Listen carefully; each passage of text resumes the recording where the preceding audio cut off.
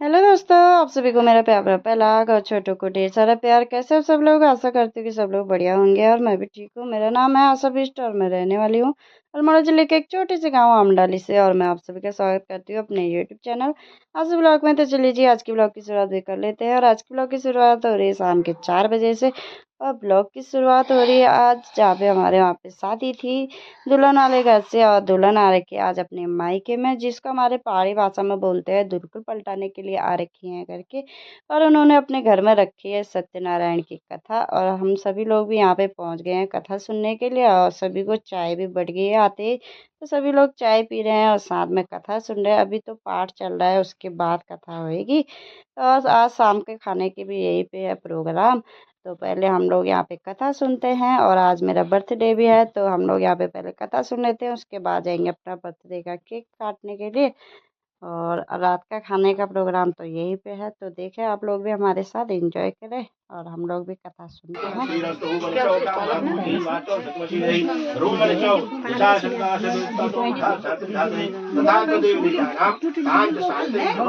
फिर कहेंगे भो देवा भो ब्राह्मणा मम सर्वराशि शांति भवन्तु भवन्तु शांति भवन्तु भवन्तु शांति भवन्तु भवन्तु। हे ब्राह्मण देवताओं, इतना सब कुछ होने के बाद शांति सदा मेरे घर में बनी रही।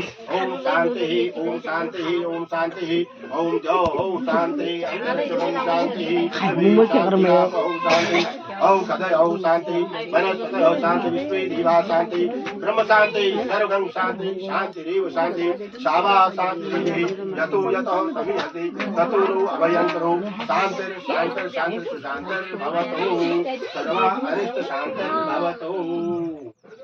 पाप संभव त्राय माम गणपतिनाथो त्राय माम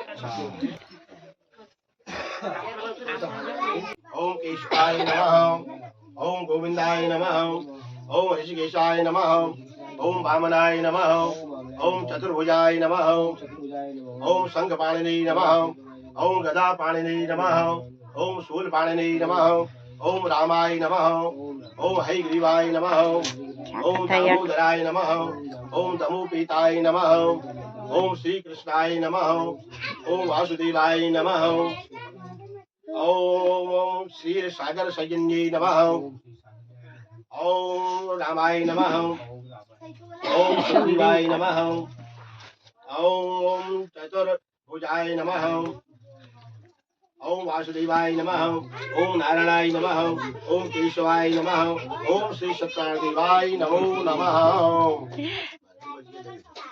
बोलिए सत्यनारायण भगवान की जय। तत्र ओम नारायण नमो नमः नारायण देवता नमो नमः।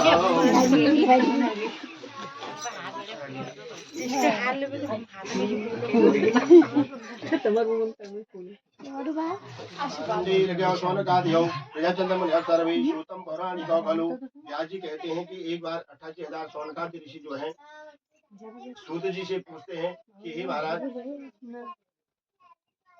मनुष्य की मनोकामना को पूर्ण करने के लिए, जो मन की इच्छा है, मन की मनोभिलाषा को पूर्ण करने के लिए यदि कोई व्रत हो या कोई विधान हो तो हमको बताने की कृपा करें। सूता वाचो, तब सूत जी कहते हैं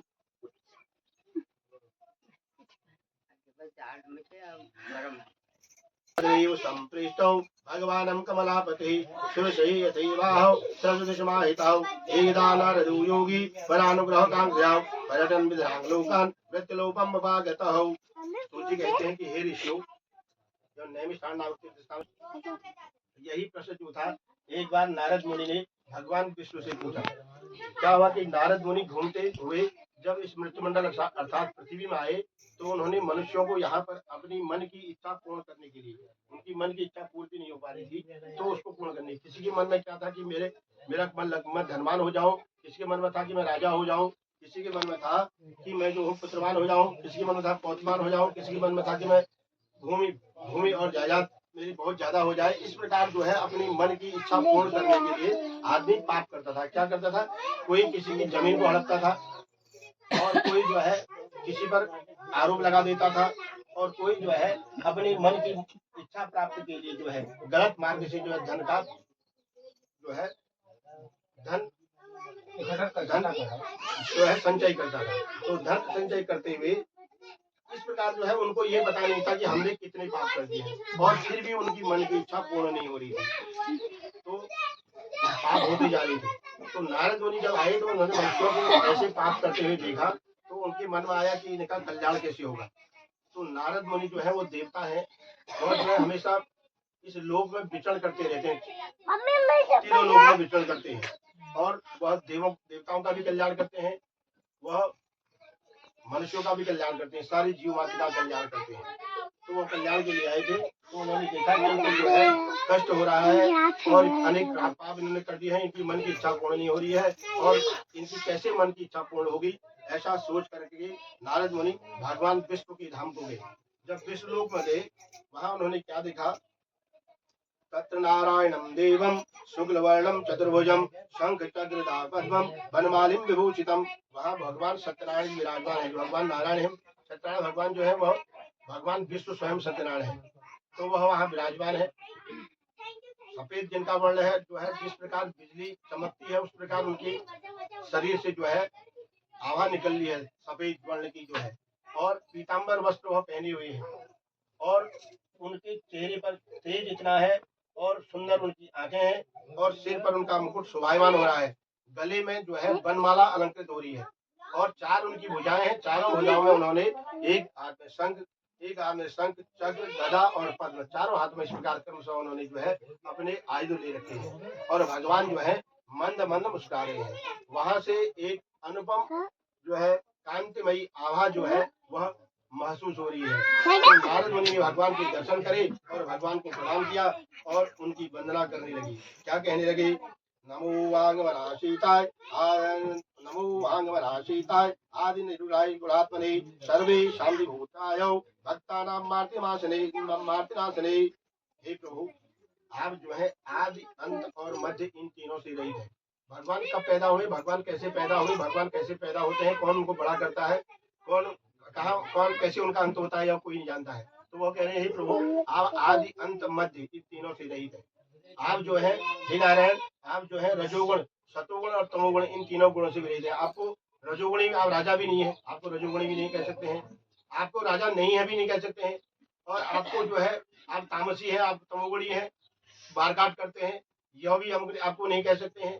हे प्रभु, आप जो है सतोगुणी, आप सत्य पर चलने वाले हैं, बिल्कुल सतोगुणी रहते हैं, जलपान करते हैं, और वायु का पान करते हैं, इसी में आपका कल्याण हो जाता है, इससे भी आप परे हैं। हे प्रभु हे नारायण, इसको कोई नहीं जानता है। तो क्यों, क्योंकि भगवान जो है कहीं पर वह जो है राजा राम के रूप में जन्म लेते हैं, तो राजा हो जाते हैं। कश्चित् काशीपुरीरं मे आस्ते निर्धनौ सुतं भोक्ता व्याकुलो भूत्वा नित्यं ब्राह्मभूतले दुःखितं ब्राह्मणं दृष्ट्वा भगवानं ब्राह्मणं प्रियम्। अब श्रुति जी जो है इस कथा को 28,000 ऋषियों को जो है नैमिषारण्य नामक तीर्थस्थान में सुना रहे हैं। तो श्रुति आगे कहते हैं कि हे द्विज श्रेष्ठो, मैं हे मुनि श्रेष्ठो, मैं आपको पूर्व काल की कथा सुनाता हूँ।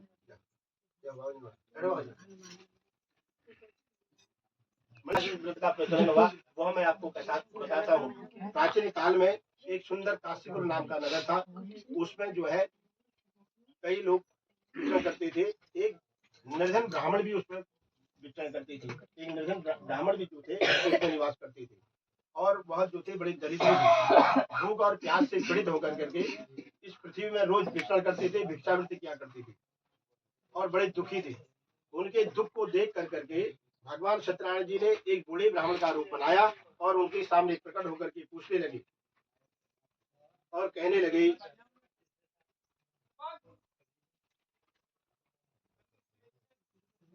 सत्यनारायण विष्णु आंशितार्थो भृदम तस्तम पूजनम विप्रो सुषुभोत्तमम। हे श्रेष्ठ ब्राह्मण, तुम ब्राह्मण कुल में पैदा होने के बाद इतने दुखी क्यों रहते हो, आपने और क्यों रोज इस पृथ्वी में विचरण करते हो, अपने दुख का कारण को।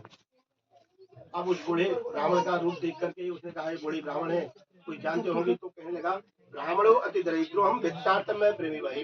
हे प्रभु, मैं जो हूँ एक निर्धन और अति दरिद्री ब्राह्मण, मेरे घर में कुछ खाने को नहीं है, मेरे घर में अन्न का एक दाना नहीं है, मैं जो भिक्षावृत्ति करता हूँ, मैं इस पृथ्वी में केवल सुबह उठता हूँ, अपना नहाता धोता हूँ, नित्य कर्म करके भिक्षा के लिए जाता हूँ, और मैं किसी प्रकार का जप नहीं जानता हूँ, तब नहीं जानता हूँ, भगवान का पूजन करना नहीं जानता हूँ, भगवान का कोई विधि नहीं जानता हूँ, विधान नहीं जानता हूँ। बस मैं ब्राह्मण कुल में पैदा हो रखा हूँ, बस इसलिए जो है मैं जाता हूँ और जा करके भिक्षा करता हूँ।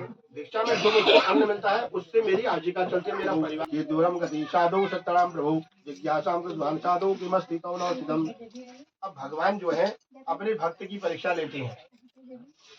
अब कोई पूछता है कि यार वो भगवान का परम भक्त है, बड़ा चंदन लगाता है, भिक्षा लगाता है और ऐसा करता है वैसा करता है, उसके बाद ही परेशान रहता है, तो वह जो है उसका कल्याण होने वाला होता है, तो भगवान उसको थोड़ा और दर्द देते हैं और पीड़ा देते हैं कि देखते हैं कि इसके मन में कब इसके मेरे प्रति इसको घृणा हुई। तो वह जो है साधु नाम का बनिया और उसका दामाद जब नाव में अपनी यात्रा प्रारंभ आगे बढ़ रहे थे, तो भगवान के मन में जिज्ञासा हुई, थोड़ी इनकी परीक्षा ले लेते हैं कि इनके मन में कपट कितना रह गया है। तो एक साधु का दंडी का रूप बना करके उसके सामने प्रकट हुए और कहने लगे कि हे महाजन, जो तुम्हारी नाव में यह चादर सी ढक रखा है, इनकी नीचे पोटियां बंधी है, इन पोटियों में क्या है? तो वह सोचने लगा यह मांगने वाला साधु है, पहले तो आधा मांगेगा, आधा नहीं तो थोड़ा तब भी मांग लेगा। तो कहने लगा लता पत्रादि चरणी मोह, मेरी नाव में जो है सूखी घास लकड़ी पत्ते आदि पड़े महाराज। और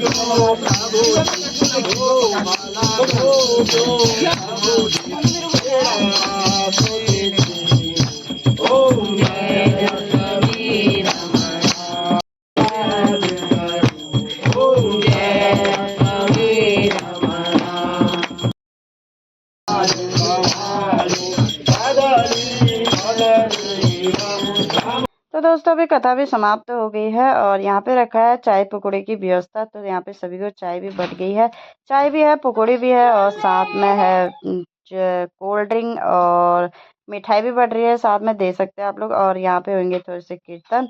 मैं तो चाय पी के जाऊंगी घर को, क्योंकि मेरा आज है बर्थडे, तो मैंने कुछ ज़्यादा बड़ा प्रोग्राम तो रखा नहीं है। छोटे बच्चों को लेके जाऊंगी घर पे और केक कट करके फिर से यहीं पे आऊंगी, क्योंकि आज रात का खाने का प्रोग्राम भी यहीं पे है। देख सकते हैं आप लोग, सभी लोग बढ़िया से इंजॉय कर रहे हैं। तो हम भी खाते हैं फटाफट, उसके बाद चलते हैं घर को और मैं भी घर जाके फिर अपने बर्थडे की तैयारी करती हूँ। तो खाते हैं फटाफट, पहले इंजॉय करते हैं।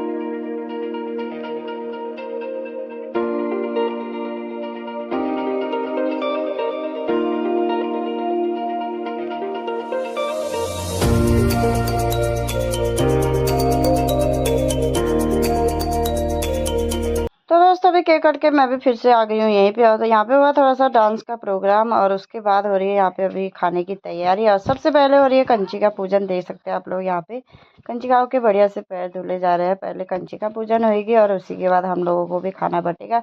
हम लोग भी बैठ गए हैं वैसे खाने के लिए, तो पहले कंचिका पूजन हो रही है उसके बाद हम लोग भी खाएंगे, देख सकते हैं आप लोग।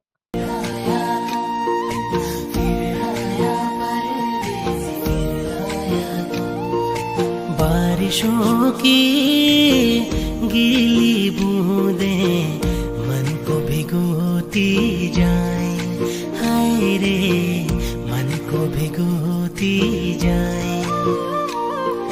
चोटियों की गोद में कल कल बहती हुई धाराएं, हाय रे बहती हुई धाराएं। झर झर झरने गीत सुनाए, उत्तराखंड की बात बताए। ओ परदेसी लौट के आना, मुल्क ये मेरा तुझको बुलाए।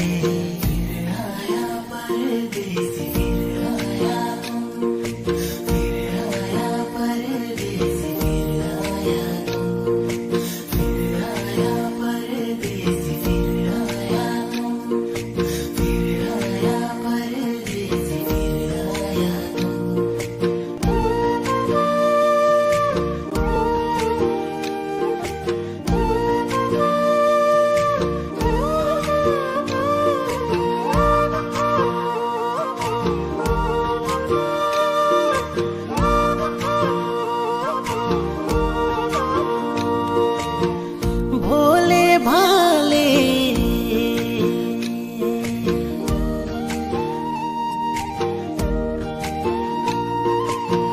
भोले भाले लोग यहाँ के अतिथि का सम्मान करें, जो निर्मल निश्चल प्रेम सभी पर बरसाए भरपूर यहाँ वो।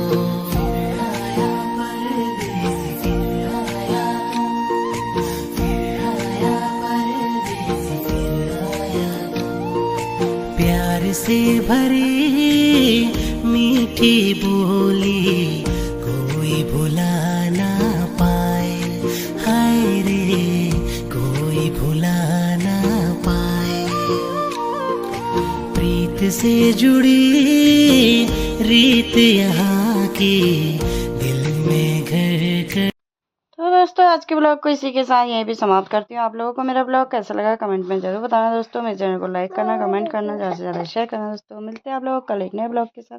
आज के लिए बाय बाय। जय देवभूमि, जय उत्तराखंड।